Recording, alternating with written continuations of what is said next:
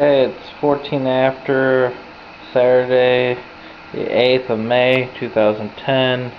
I'm doing a video on my FME Exciter 500 version 2, and it's pretty old. I haven't seen it in probably a decade or so. A couple of decades, since the 80s, 90s. Anyway, as you can see, everything's there. And I got my radio over there making a hissing noise. And I'm powering it with a power switching supply. And this is the new design of the FME500. I've changed out the 16 volt capacitor, 470 microfarad, and I've added the heatsink and fan because it seems to fix the hum problem. I don't know, it's magic. And I got my trusty analog meter here for RF purposes. This is the sound that most people haven't heard in years. Get ready, guys and girls. Here it is. The sound of the FME locking.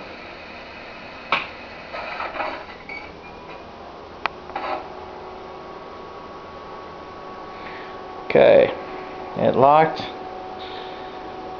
and I didn't have to tune it up or nothing. It's amazing. For this device, not tune it up, it's just amazing. I'm going to turn up the volume for test purposes only.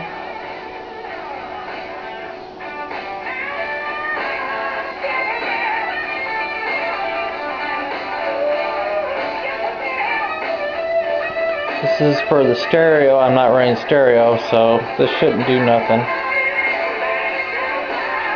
If this wasn't locked, it would have took it out of sync, and obviously you can tell it's locked signal. Okay, turn on the sound. You don't really hear it.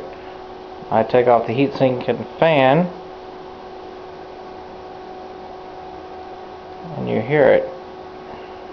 Let me tune it up so you can really hear it.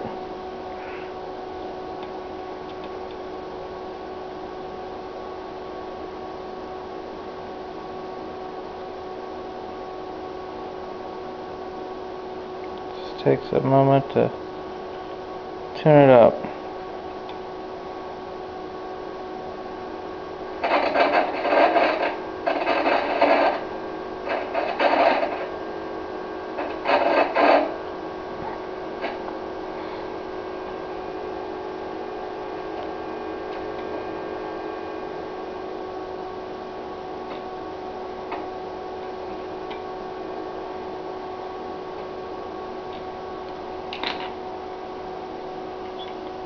I put the fan on, heatsink, magically the sound goes away. I drop the sound.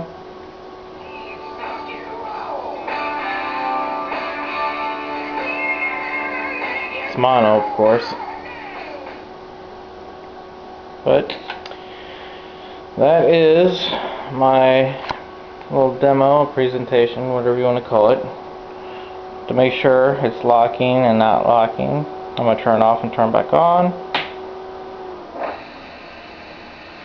Wait a few seconds.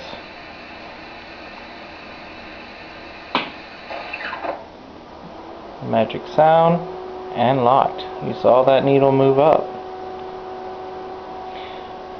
Prove it one more time with sound.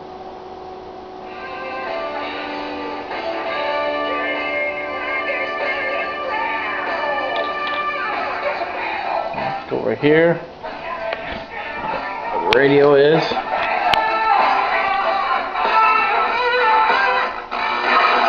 A public service announcement.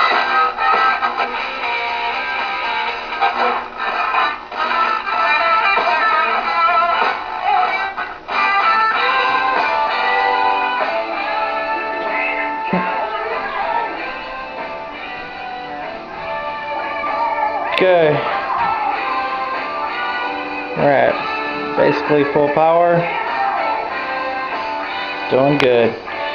And I can touch it. Before I couldn't do this. This is the 50 ohm load right here. That resistor. Brown, black, brown. I think it's a 2 watt or 5. And if this wasn't locked, I wouldn't be able to do this. Or this.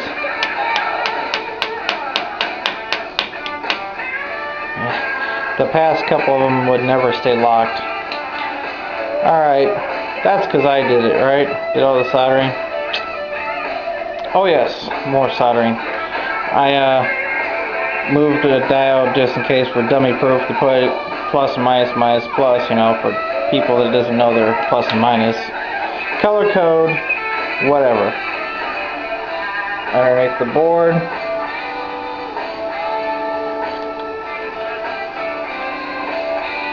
I'm surprised this thing ain't shorting out, but no problems. Amazing. Anyway, this is my demo on the FME500.